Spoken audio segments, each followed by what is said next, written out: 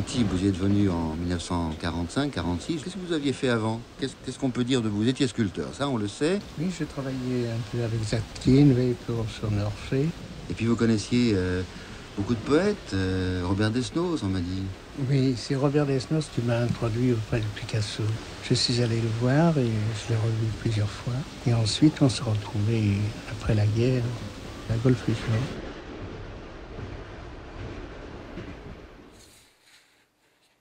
Ça, c'est amusant parce que c'est un collier avec un morceau de côte de bœuf et sur lequel Picasso avait gravé comme une espèce de faune féminin. Qu'est-ce que je porte là? Qu'est-ce que c'est que ce truc? C'est du mimosa ou quoi?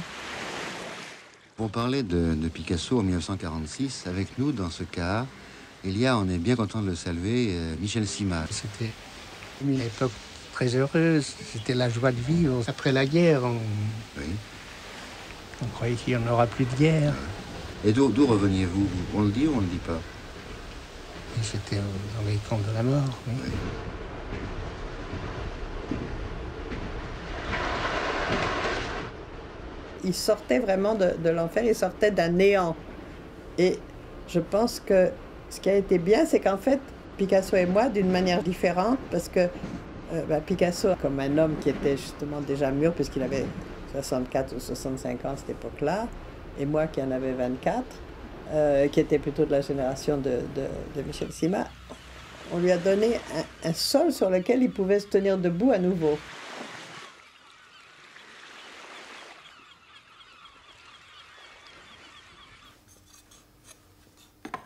Il y avait une espèce d'appareil, presque un daguerréoscope, avec un appareil à souffler. Il fallait mettre un voile avec noir. Un pied, un voile noir. C'est ça, Ne je l'ai bougez plus, toujours. de toute façon, on va sortir. Oui, j'ai toujours cet appareil. Ah, vos photos, vous les avez faites avec cette chose Avec préhistorique. des plaques, oui. Oui, C'est magnifique, une photo formidable. C'est des grandes plaques. Des 9-12. 9-12, bah oui, Ouais, ça prend bien l'image.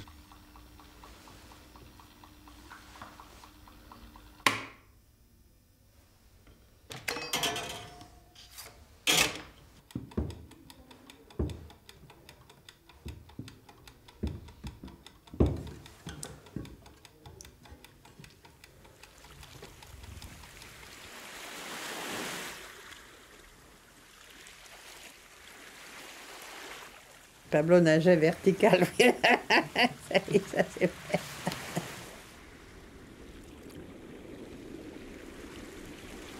On n'avait pas d'obturateur. Il fallait faire de la pose. Sur la plage, on a trouvé un morceau de bambou tout à fait la grosseur de l'objectif. On l'a scié, on l'a peint en noir dedans et ça servait comme obturateur.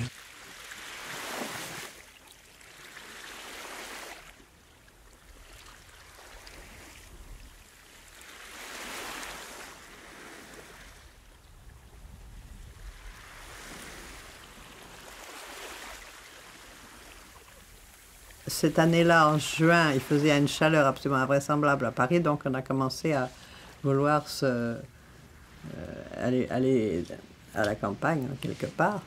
Et donc, on a repensé à ce petit appartement de Louis Faure, à Golfe-Jean.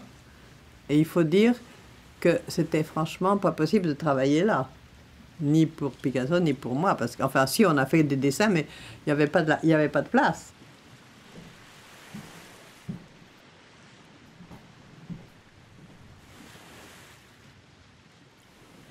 Nous avons retrouvé Picasso à Golfe-Jean.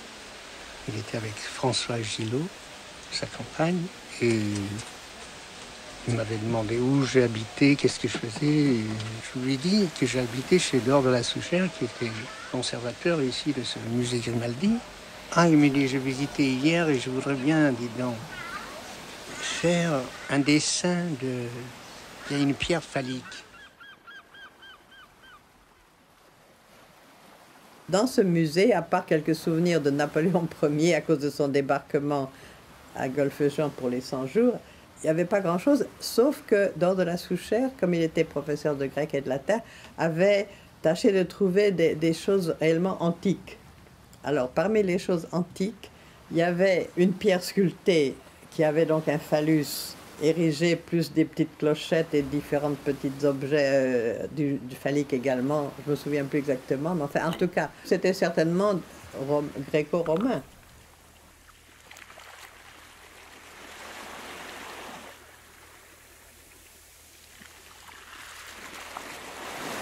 Alors nous sommes retournés, on est allé voir, même sans rien dire à Georges de la Souchère, nous sommes revenus ici et quand on est revenu sur les lieux, il a trouvé, il dit voilà c'est formidable là, au 2e étage, quel chouette atelier, je lui ai dit choisis, installe-toi, je suis chez moi un peu.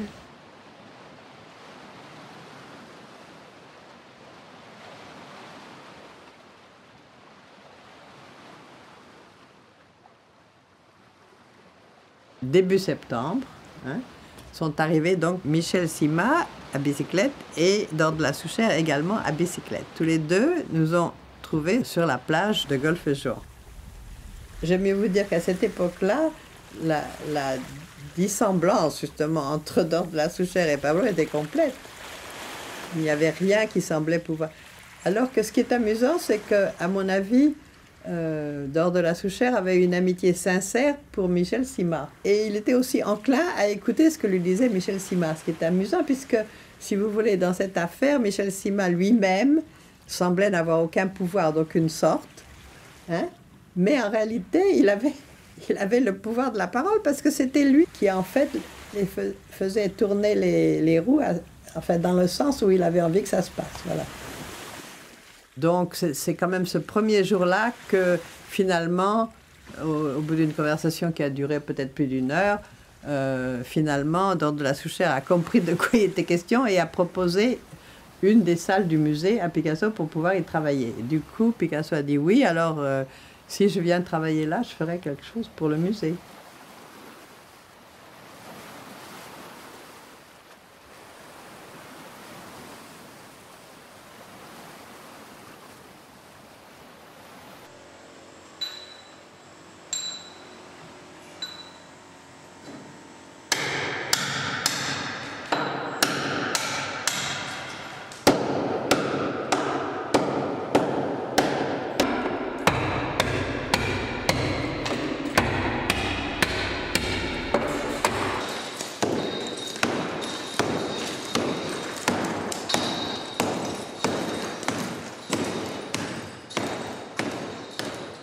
Dans le projet de rénovation qui a été mis en place ici avec la ville d'Antibes, la restitution du volume initial de cet atelier était pour moi fondamentale parce qu'au cours du temps, cette pièce elle avait connu des affectations successives. On y présentait d'autres artistes, pas forcément Picasso, mais on y présentait aussi Picasso, puisque dans cette pièce, il y a les clés d'Antibes.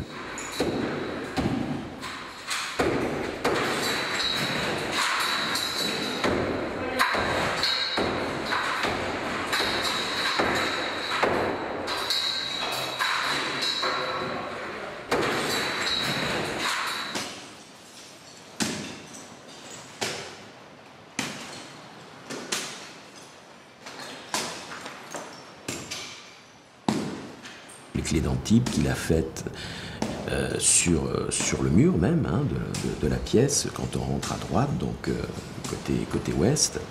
Par définition, ça ne bouge pas. C'est-à-dire qu'en fait, il a assigné l'atelier Picasso.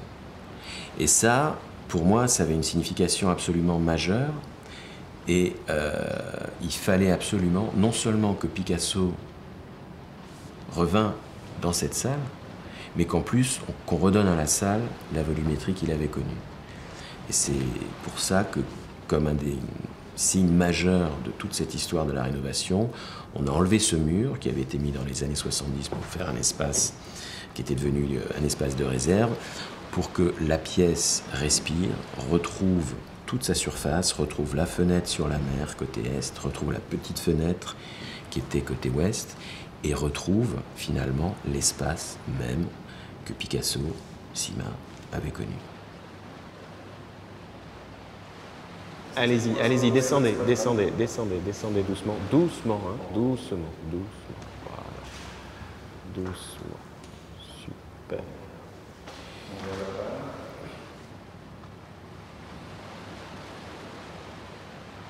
Bon, qu'est-ce qu'on fait? On fait un petit coup de brosse là? C'est quoi ça? C'est noir? C'est juste le. C'est juste l'endroit. Le silicone et la mousse qui permettaient d'avoir la distance par rapport. Non mais c'était bien. On n'était pas en contact. Bah ça fait plaisir de les revoir. Ouais. Hein? Ils se reconnaissent pas. Ils ont plus d'espace.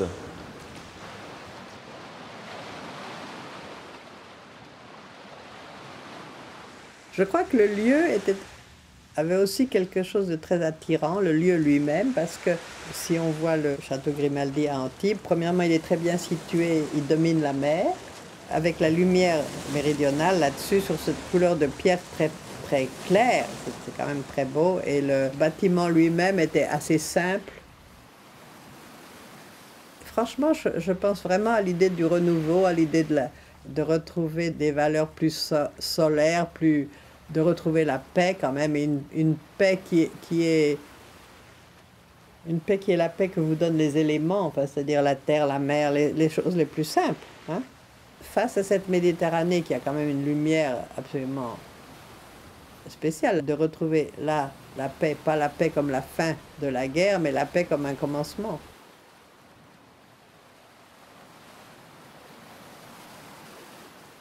Et on s'est installés tous les trois et il voulait commencer à travailler, mais il n'y avait rien sur quoi peindre à l'époque. Je lui ai proposé de faire un moulage de cette pierre.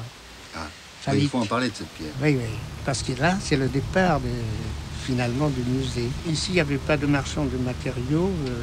On est allé à Cannes chez un nommé Lanquery, qui travaillait pour les monuments historiques. Alors on est allé chercher du plâtre. Et en regardant, en fouillant partout, on a trouvé, il y avait 8 plaques de fibrociment. Il a dit, mais on pourrait peindre dessus. Sur la voiture de Pablo, on ne pouvait pas charger ces plaques de fibrociment. Ah oui, c'est pas assez grand. C'est trop grand et très lourd. Alors il fallait une camionnette et tout était rare. Comment transporter le Oui, fibrociment? pour transporter. Bon. Alors camionnette? Quand même? Pas de camionnette? Si, camionnette. Si, la camionnette de l'entrepreneur. Je crois même qu'il marchait encore au gazogène. Ah voilà, au gazogène de la guerre, oui. Enfin, on a livré ces plaques, on les a montées au deuxième étage et il fallait traiter le fibrociment, sinon le fibrociment attaque la peinture. Alors on l'a passé à la chaux et ensuite on peut peindre.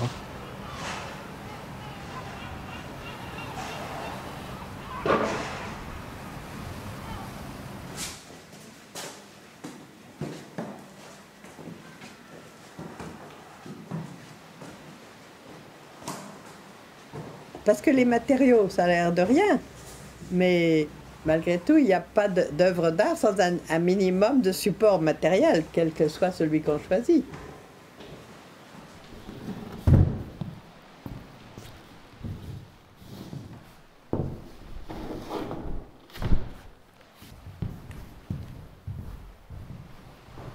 Donc là, on est vraiment mi-septembre. Hein. On a la facture qui doit dater du 15 septembre. Et ces panneaux, ces 6 panneaux, c'est très simple. Hein. Ça va être la joie de vivre, la nature mortelle et guerre, le triptyque, 3 panneaux, et le nu couché au lit blanc. Et donc voilà, on a les 6 panneaux de fibrociment commandés qui vont donner 6 des peintures les plus importantes réalisées par Picasso ici. Picasso va donc travailler 2 mois, grosso modo entre la mi-septembre et la mi-novembre 1946 dans cette pièce.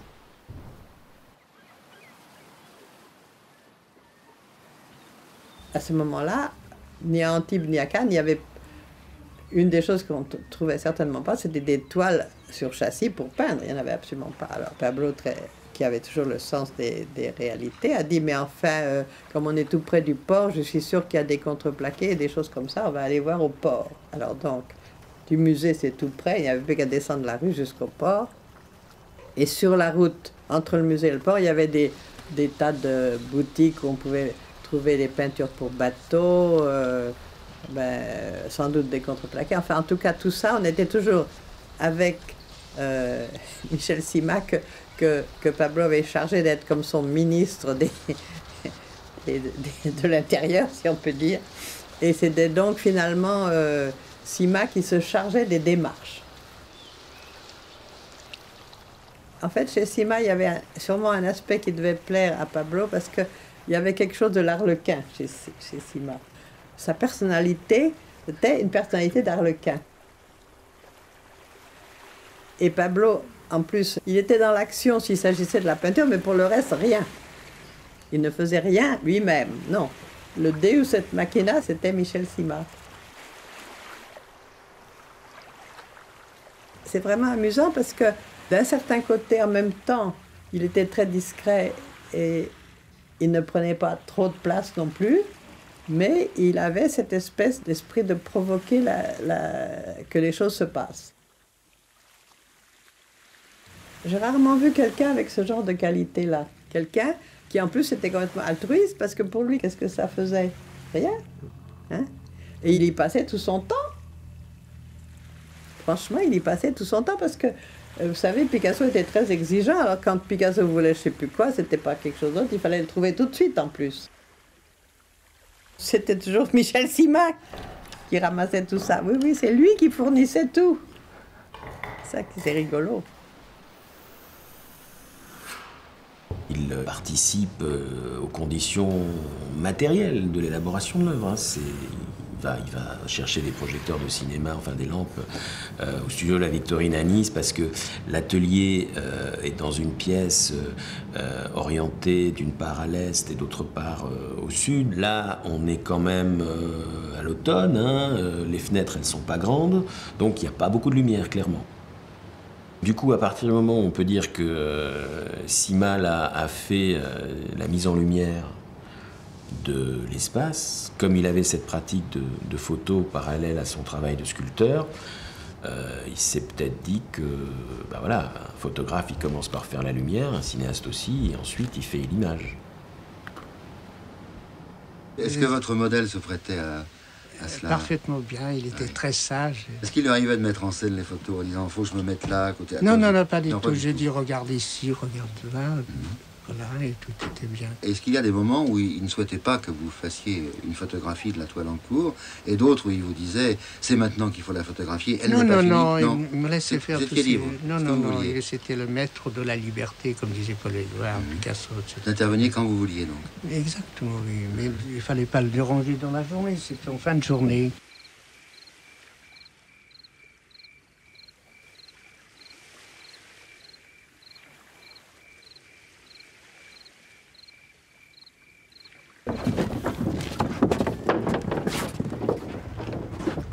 Sur la roue, attention.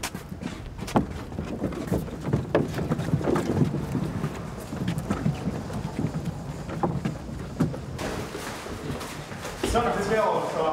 Hein? Tiens, le désert en même temps? Ouais, en même temps, ouais, t'inquiète. Bon, qu'est-ce qu'on fait? On continue ou pas? Allez, on continue. Soulage, Gabi.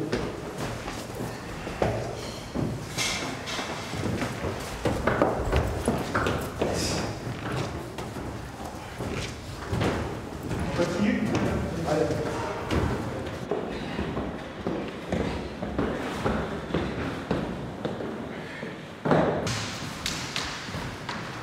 Allez, dans l'atelier. Merci, c'est moi. Voilà.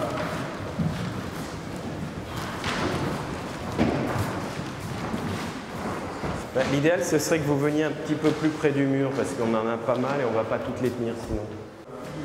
On laisse laisser un passage d'homme juste. C'est bon là? Ok. Allez, on y va. Voilà. Ok. Bon, il y en a 5 autres. Ouais, poussez.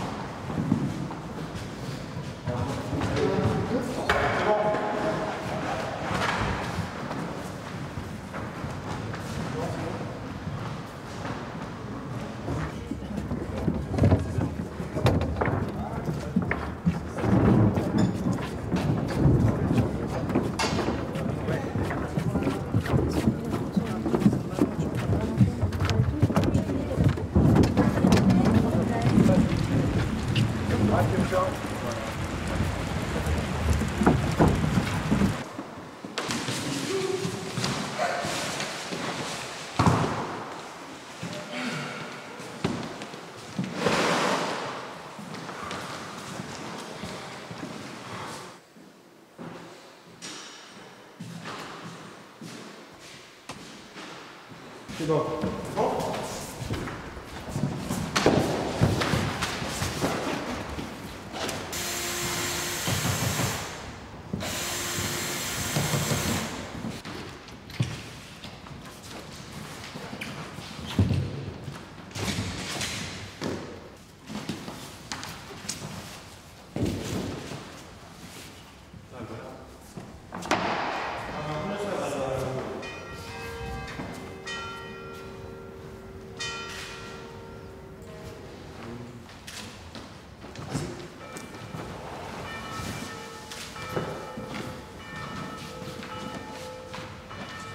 Attention, ouais, c'est bon. Non, il n'y a pas de poignée là.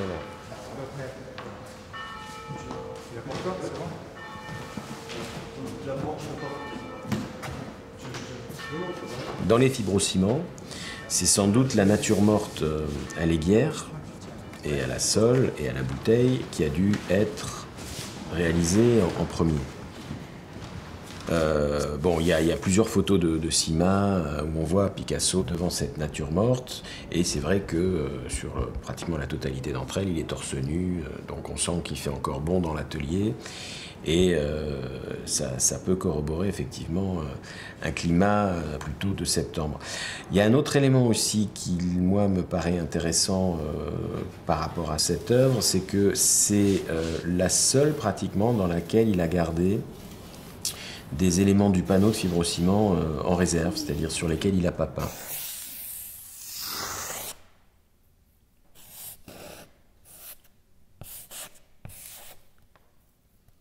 Je pense que c'est aussi un indice du fait qu'il est dans le matériau là, pour une des premières fois en tout cas à Antibes, et que ce côté granuleux, ce côté un peu gris-ocre de la plaque brute l'intéresse, et l'intéresse tellement qu'il la laisse donc en réserve à certains endroits.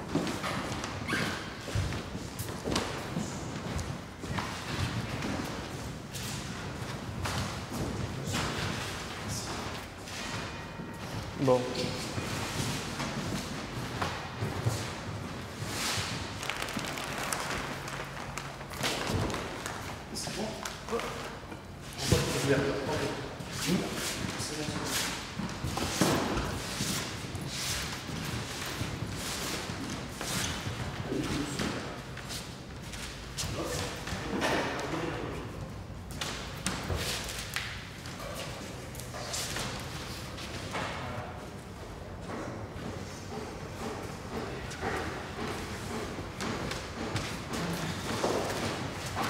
Alors, non, l'idée, pour le moment, on va laisser celui-là à peu près là et on va rapprocher les deux autres. Hein. Mais, ouais, on va démarrer comme ça. Parce que la question, c'est de savoir si je mets autre chose sur le mur ou pas. Il faut qu'il prenne son vrai volume.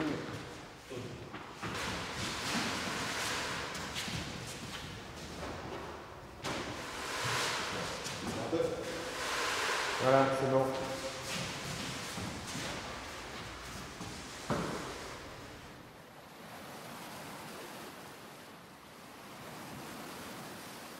À nouveau, Michel Sima avait été à la Victorine, enfin, ça c'était à Nice, l'endroit où il y avait les studios de cinéma.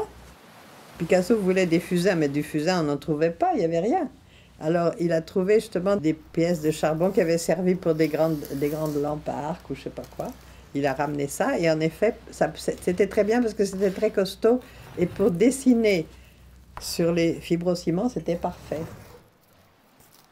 Tiens, oui. Ben oui, parce qu'en effet, une fois qu'ils étaient tous les trois, il a dû être fait en premier.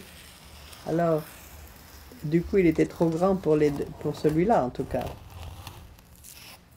Il a bien fait de le réduire, là, oui.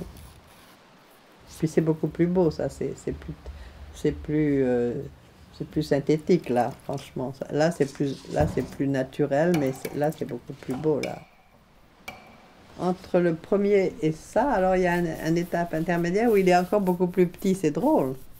Alors du coup, il était trop petit. Vous voyez, ça c'est l'étape intermédiaire où on voit encore la trace du très grand et on voit ça. Et en fait, le final, c'est beaucoup mieux réussi, là. Ben justement, c'est drôle, là, quand il gagne de l'espace, c'est intéressant à voir. Hein? dans un tableau, si vous n'avez pas quelque chose qui permette d'imaginer, si vous voulez, une certaine... un espace plus grand que celui qui est celui du tableau lui-même, mais que ce tableau, cet espace est donné. Et là, il y a vaguement une espèce d'arche ou de quelque chose.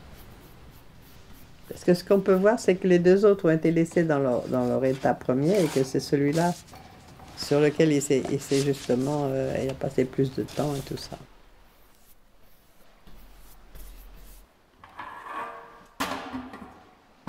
Il a laissé documenter son travail, Picasso, mais rarement, et dans des occasions vraiment très particulières, et avec des gens en qui il avait une totale confiance. Sima, c'était le cas. Donc je pense qu'il a accepté finalement que Sima soit là, quand il était là. Tout ça fait que on a une chose rarissime finalement, cette possibilité magnifique que nous donne Sima de pouvoir nous dire qu'à un moment donné, nous aussi on était là. Et que ce qui s'est passé dans cette pièce, on en est les témoins grâce à ces photos. Quand on est dans des photos qui sont où Picasso est en général seul ou avec Françoise dans un endroit de l'image, ce qu'on voit très bien, c'est finalement ce qui peut se passer là où on n'est pas invité d'habitude, c'est-à-dire dans le lieu même où se fait l'œuvre. Il y a les magiciens, il y a les peintres, il y a les artistes, et puis après il y a les gens qui vont regarder ce que les créateurs, ce que les artistes ont créé.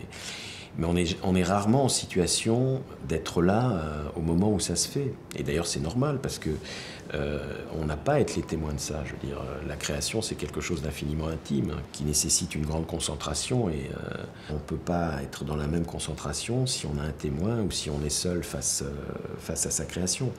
Mais ces photos, justement, elles nous permettent de toucher quelque chose de ça, de toucher quelque chose de ce moment où Picasso regarde une composition qu'il vient de faire. On a la concentration de Picasso assis, l'œuvre est au sol, il la regarde. Et voilà, on ne devrait pas être là, mais bon, grâce à cette photo, on a cet instant. Et je trouve que ça apporte, par rapport à la contemplation de l'œuvre après, dans la salle où elle a été peinte et où elle est aujourd'hui accrochée, je trouve que ça apporte une dimension, si vous voulez, de perception, de sensibilité fondamentale.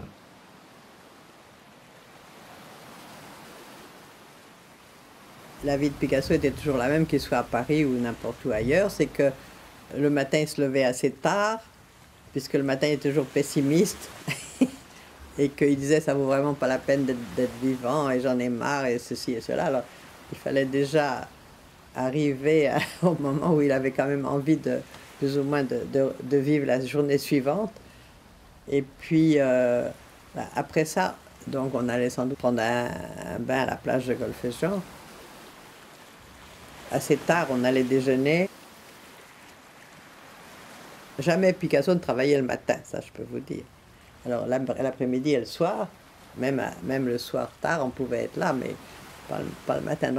Donc Picasso travaillait là l'après-midi et le soir.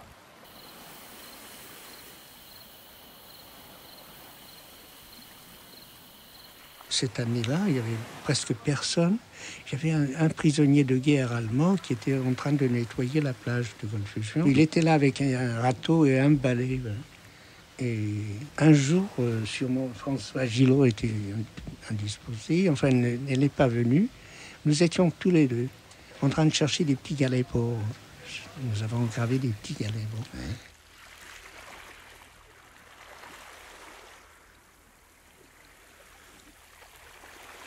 Et à un moment donné, j'ai eu juste le temps de le sauver parce qu'il allait ramasser, vous voyez, quelque chose comme une assiette recouverte de sable.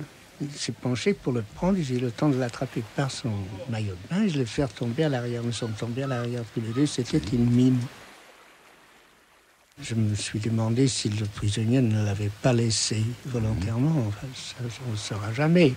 En tous les cas, après on a déminé, on a enlevé cette mine, on a signalé ça à la police d'abord. Je comprends, oui.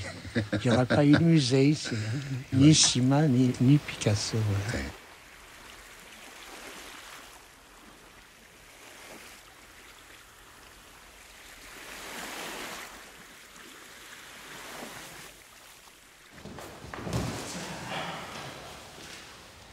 Alors il s'est mis à peindre d'abord c'était la joie de vivre. C'est une grande toile. Il y a 3 personnages et les petits animaux, c'était 2 enfants qui jouaient sur la plage. Et les personnages, c'est toujours les mêmes, c'était Françoise, Picasso et moi. Comme il travaillait énormément sur cette grande toile, et elle se transformait tous les jours. Malheureusement, les plaques étaient aussi rares à l'époque. Oui. Autrement, on aurait pu le faire davantage. Comme un dessin animé, on aurait pu suivre ça. Mais enfin, quand même, nous avons obtenu quelque chose de pas mal. C'est lui qui a voulu poursuivre les états, l'évolution de cette peinture. Le tableau qui s'appelle La joie de vivre est passé par différents états. Et dans certains états, c'était presque mieux qu'à la fin d'ailleurs. Ce tableau-là, je ne sais pas pour quelle raison, il l'a surtravaillé. Il a travaillé trop, si bien qu'à la fin, il a perdu de la spontanéité. Et je trouve qu'il était moins bien qu'à un certain moment.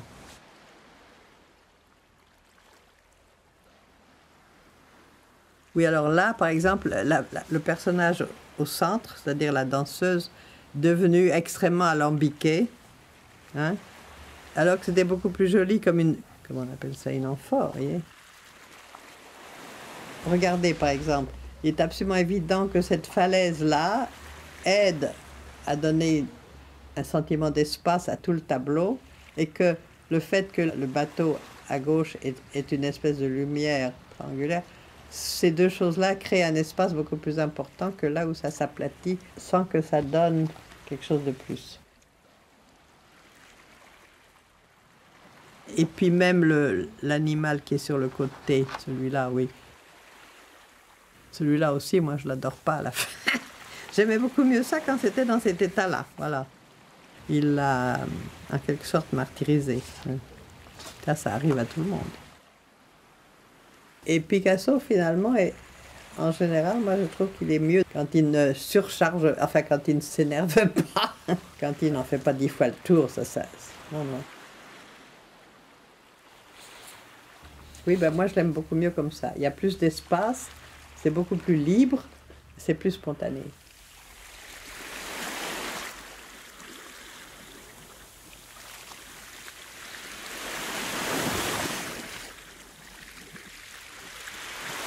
Tout ça est évidemment un hymne à la Méditerranée, à la mythologie méditerranéenne, à l'amour de Picasso pour cette jeune femme, Françoise Gillot, qui lui annonce donc qu'elle est enceinte de lui pendant ce séjour à Antibes.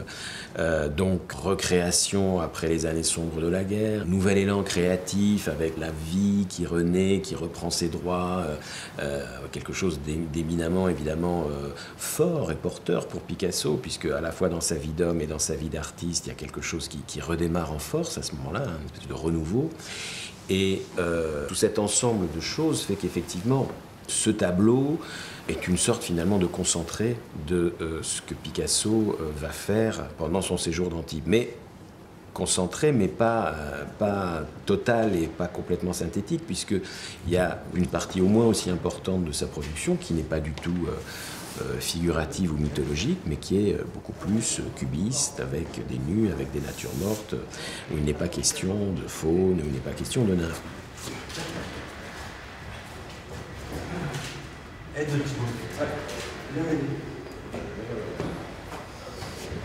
On reste.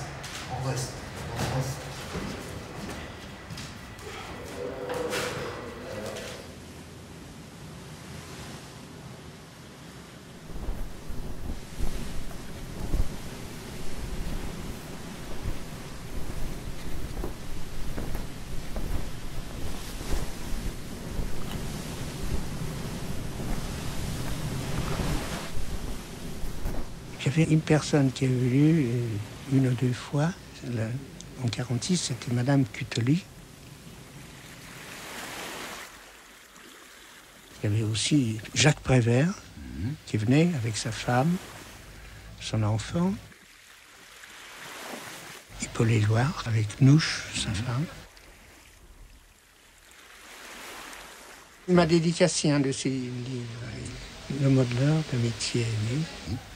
Voilà. Alors tout ça, c'est montré dans les... Et chaque fois, il y avait une photographie que vous faisiez. Ah oui, quand... Hein, c'était ça aussi. Parce que non seulement votre travail, c'était de prendre l'évolution des peintures, mais c'est aussi de photographier les amis qui venaient de façon à faire durer cette rencontre. Et oui, non, mais lui, il avait sûrement une idée parce qu'il voulait qu'on fasse un album de cette histoire. Sûrement.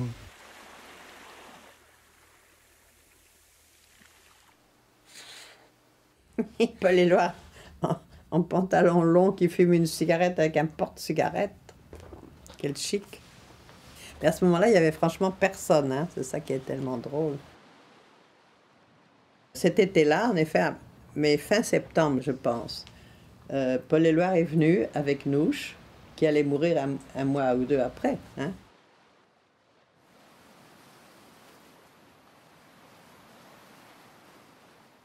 C'est extraordinaire qu'il ait mis justement à ce moment-là quelque chose comme le mot qu'il a mis, modeleur, pour Sima, parce que franchement, la plupart des gens n'auraient rien vu. L'avantage d'un vrai poète, c'est qu'il a vu quelque chose. Voilà. Je trouve que c'est très beau, hein, cette formule. D'ailleurs, j'admire énormément les poèmes de Paul Éluard parce que justement, il avait une façon de trouver toujours la synthèse, une simplicité extraordinaire, mais qui enfermait tout en elle. Il y avait Georges Sadoul, celui qui était spécialiste du film, donc de la Souchère, sa femme, Picasso et moi. Et moi, j'étais coiffée d'un couffin retourné, vous voyez, parce que justement, ça, c'était mon côté moderniste, c'est-à-dire que je trouvais qu'il fallait se transformer les objets, vous voyez.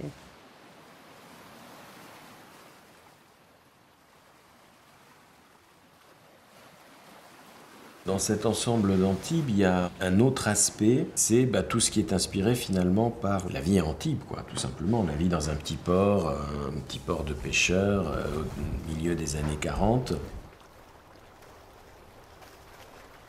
Donc il y a ces deux pêcheurs sur panneau qui sont assez extraordinaires, sur lesquels il a pas mal travaillé aussi, en particulier au niveau du visage.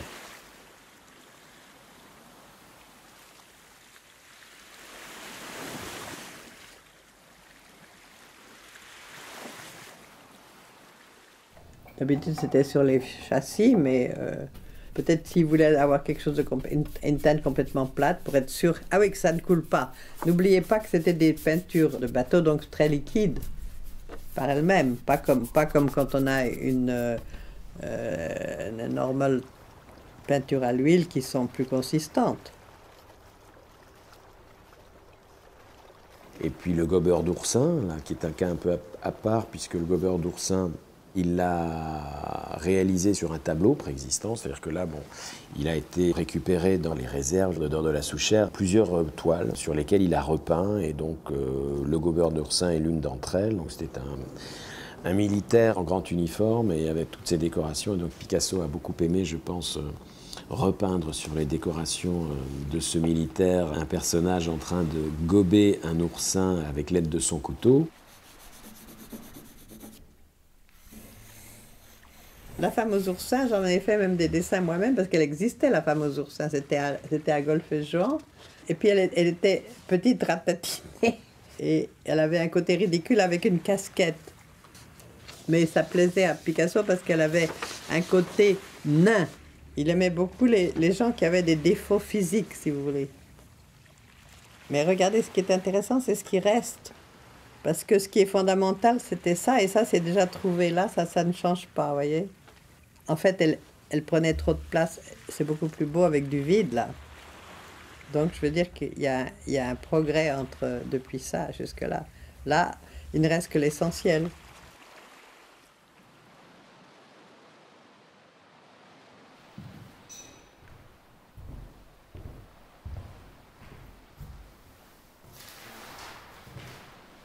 Ce que montrent aussi très bien ces photos, c'est que, comme il le faisait toujours, comme il l'a fait ici à Antibes, Picasso ne travaillait pas sur une œuvre du matin au soir, et puis le soir l'œuvre était terminée, puis le lendemain il commençait une autre œuvre. Non, comme tous les artistes, Picasso créait, et puis laissait reposer, et puis regardait à nouveau, et puis modifier ou ne modifier pas. Bon.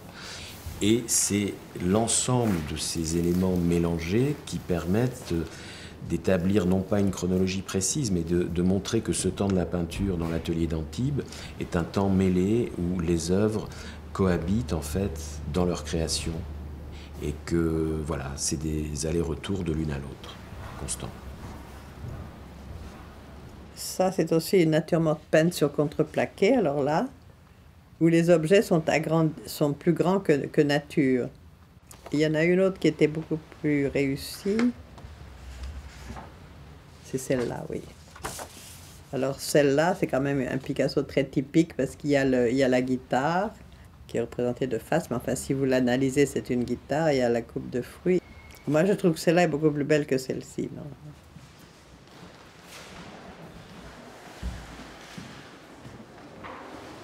Alors, c'est la petite chouette. On va la poser là.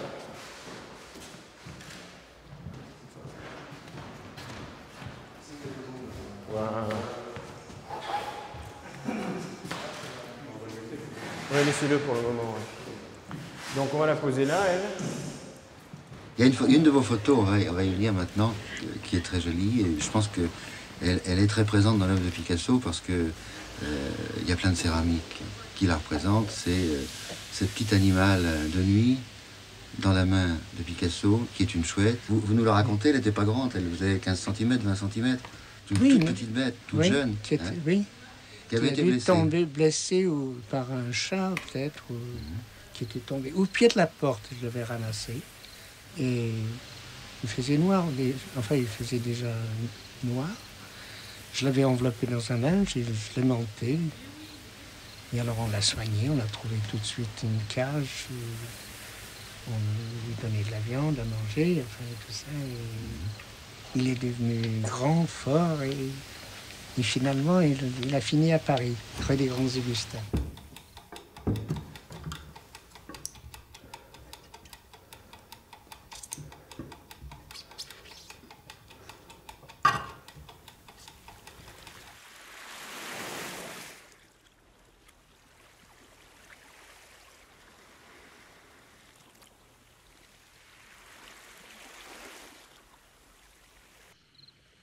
Cette photo, finalement, là, la chouette, c'est Picasso, très clairement.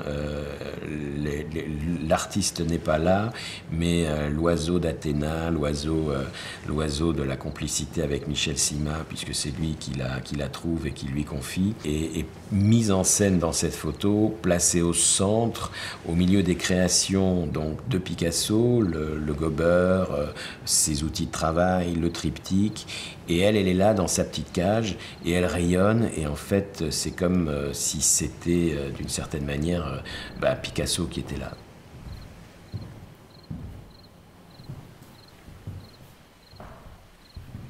Et alors, il était toujours très mal élevé. Le petit hibou, on essayait justement de le prendre ou d'être aimable avec lui. Et Pablo disait qu'il ne connaissait qu'un seul mot, c'était « merde ». Chaque fois qu'on essayait de lui dire quelque chose, il comme ça, alors on disait c'est merde, il est en train de dire merde.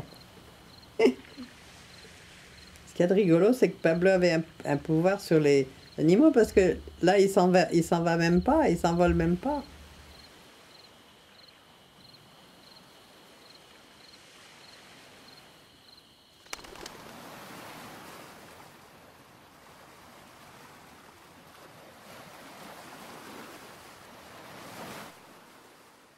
Dans la journée, on le voit bien, on est en altitude, on est assez haut, il y a la mer devant, il y a de l'espace autour, donc on est presque dans une volière dans cette salle.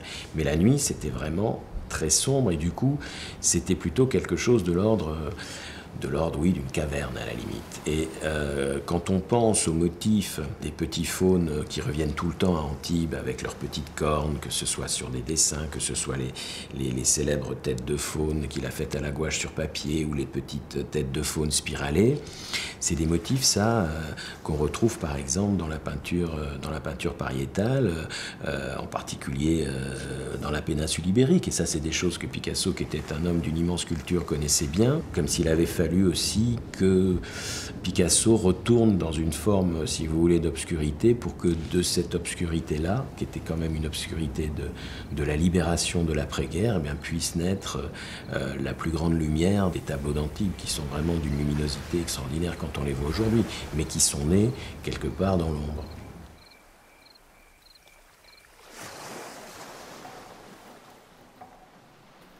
Pour moi, c'est fascinant, c'est la rencontre de l'outil et de l'artiste. C'est pas du tout du par hasard. Il faut qu'il y ait une finalité là-dedans. Il faut qu'il y ait quelque chose qui s'enclenche. L'art, c'est quand même le produit d'un être, d'un temps, d'un lieu et d'un instrument quelconque. À l'artiste de trouver justement l'instrument qui puisse permettre de faire quelque chose de nouveau. Pendant quelques jours, j'avais disparu. Alors, il était étonné que je ne m'en voyant pas. Et moi, je suis retourné un peu à Vallauris pour faire... Un ami m'avait demandé de faire une soupière. Alors, je suis allé, j'ai travaillé, ça m'amusait beaucoup. Bon, nous sommes montés à Vallauris, et je lui montre la soupière. Ça l'a repris, le goût, il voulait modeler. Cette année-là, malgré tout, c'est là où on a aussi vu les ramiers pour la première fois. Les ramiers de la poterie Madura, parce que, également toujours avec Sima, Sima, écoutez, il avait une intuition extraordinaire, parce qu'il a quand même prévu que Picasso pourrait peut-être faire de la céramique. C'est assez extraordinaire. Et c'était pas écrit dans les astres, enfin, vous voyez. Picasso a été photographié des milliers de fois par de très très grands photographes. On ne va pas les énumérer, ils étaient tous là. Je trouve que dans la série de ces photographes, ce qui fait le plus des photos de Sima, c'est qu'il y a dans le regard de Picasso, parce que très souvent il regarde l'objectif de Sima, quand Sima le prend en photo, il y a la trace de cette amitié, de cette affection. Et ça, je pense que quand c'est un autre très grand nom de la photo, mais avec lequel les rapports n'avaient pas cette humanité et cette historicité ancienne, bah, Picasso ne pouvait simplement pas avoir ça. C'est ce qui fait aussi la rareté de ces images. Et en tout cas, le fait qu'aujourd'hui, quand on s'intéresse à l'œuvre de Picasso, quand on s'intéresse à l'homme Picasso, pour moi, elles sont tout à fait spécifiques et tout à fait merveilleuses.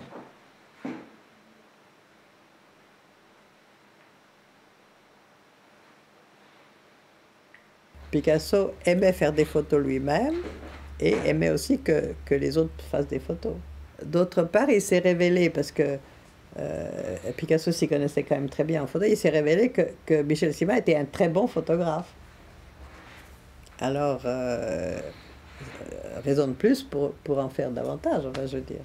Et on voit aussi que certainement, il comprenait la forme, il les sculpte, ça se sent, on sent ces contrastes entre la lumière et l'ombre, etc., et les formes et les ambiances et tout ça. Michel Sima, moi, je considère un très bon photographe. Voilà. Ce qui plaisait à Picasso, c'est que justement, Picasso aimait à s'entourer avec des personnes qui avaient justement quelque chose eux-mêmes, en eux-mêmes.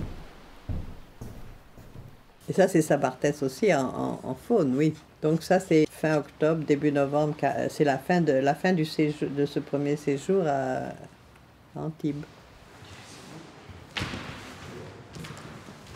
La peinture qui est née là est une peinture de toute éternité, avec parfois des symboles d'une grande évidence, d'une grande richesse. Et cette nature morte à la sole, à la bouteille et à l'aiguière, c'est aussi une espèce de déclaration de paix, hein, à l'inverse d'une déclaration de guerre, une déclaration de paix, non seulement à la peinture, mais aussi à l'humanité. C'est trop serré, ça. Bon, c'est pas jouable, c'est trop serré. Donc on ne peut pas mettre de fibrociment là, c'est bien ce qui me semblait. Ok, ben on la remet là. C'est une sorte d'hôtel, c'est une sorte de scène, cette nature morte. Il y a ce plan de la table, il y a ce poisson éminemment porteur de symbolique, la sole dans un panier d'osier, et puis il y a l'aiguière du monde oriental, la bouteille du monde occidental. Bon, c'est une espèce de manifeste extraordinaire de paix et d'humanité, ce tableau. Et Picasso est dans cet état d'esprit à Antibes.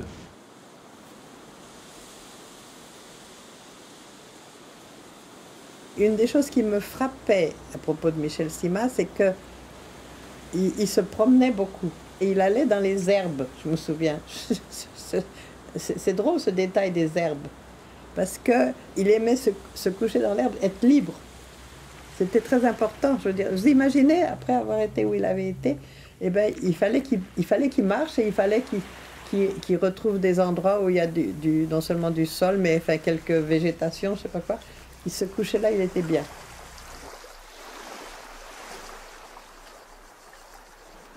Parce que justement, c'était aussi important, puisqu'en fait, il avait survécu, qu'il est aussi...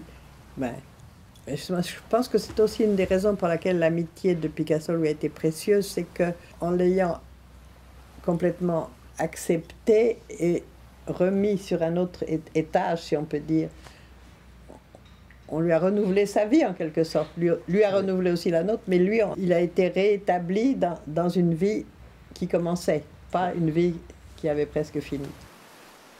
Une renaissance, si vous voulez. Il a participé d'un recommencement. Hein. Ça, c'est une chose très importante parce que précisément, presque tout le monde, d'ailleurs, y compris moi-même, moi j'avais toujours pensé que je n'arriverais pas, que je serais certainement morte avant la fin de la guerre. Je veux dire, quand on était dans cette génération-là, votre existence ne valait pas 3 sous. Hein? Parce que si ce n'était pas aujourd'hui, ça pouvait être demain, enfin, etc. Donc je veux dire que c'est là où on a recommencé à vivre.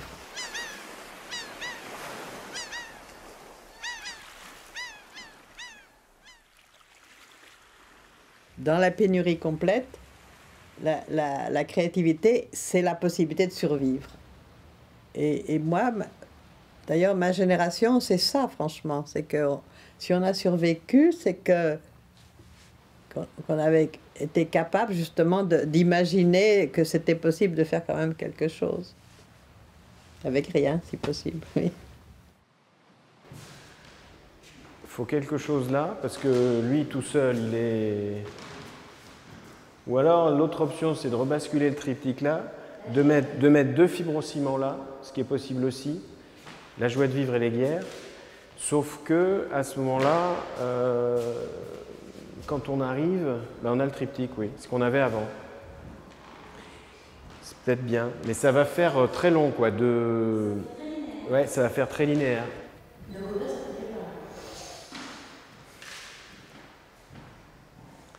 Ça va faire bizarre, il est rayé, il est... En plus, il est vertical aussi, ça serait mieux d'avoir quelque chose qui soit un peu carré.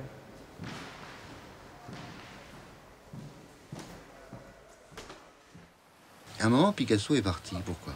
Mais c'est le temps et c'est peut-être un peu moins. Un soir, j'ai rencontré un copain nommé Jean-Louis Model. Il m'a annoncé qu'il partait pour Paris et si je voulais venir avec lui. Enfin, dans l'après-midi, je viens au musée et je dis, je crois que je vais partir pour Paris. Et c'était en novembre, déjà il faisait pas beau. Et enfin, il n'y avait plus de raison de rester là. Moi, je partais, j'ai dit, voilà, on était ensemble. Alors lui aussi, il a pris la décision de partir. Mais, voilà. Une époque était passée. Il y a eu un tour de clé, Michel Sima, et puis les œuvres sont restées là-dedans. Voilà. Et qu'est-ce qui s'est passé après? Pourquoi est-ce que ça appartient maintenant au musée d'Antibes? Il a travaillé ici, donc finalement, le fibrociment, c'est pas lui qui l'a payé. Non, je veux dire, il y a des côtés... Ça appartenait là-dedans, il devait les laisser. Sûrement, il avait déjà son idée de les laisser là. Ah oui. Sûrement. Il n'allait pas emporter du fibrociment, oui.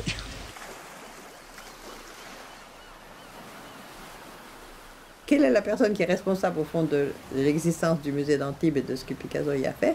C'est bel et bien Michel Sima, naturellement, avec le concours d'Or de la Souchère. Mais s'il n'y avait pas eu Michel Sima, il n'y aurait rien eu de tout ça.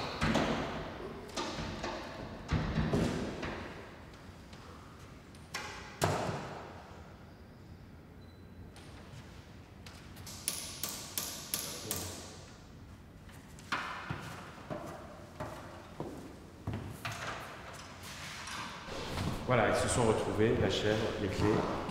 En plus, c'est la chèvre qui regarde les clés d'Antibes, c'est fabuleux. C'est beau, hein? Bon, ok, 150. On fera peut-être 145 dans les salles plus petites, mais en tout cas ici.